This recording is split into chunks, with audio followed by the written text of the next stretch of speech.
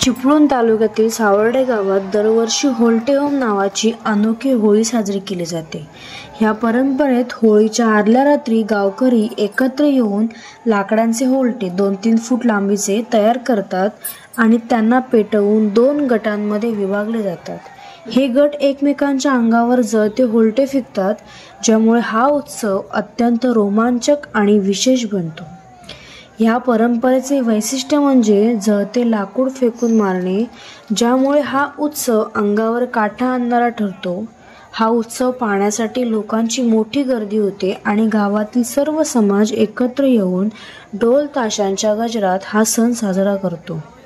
ही परंपरा महाराष्ट्रातील एकमेव अशी आहे ज्यामध्ये होळीच्या आदल्या रात्री होम करण्याआधी होळी खेळली जाते। या अनोख्या पद्धतीने साजरी होणारी होळी पाहण्यासाठी दरवर्षी अनेक पर्यटक सावर्डे गावाला भेट देतात। होल्टे होम हा सण गावाच्या सांस्कृतिक आणि धार्मिक परंपरेचा महत्त्वाचा भाग आहे आणि तो गावकऱ्यांच्या एकतेचे प्रतीक मानला जातो।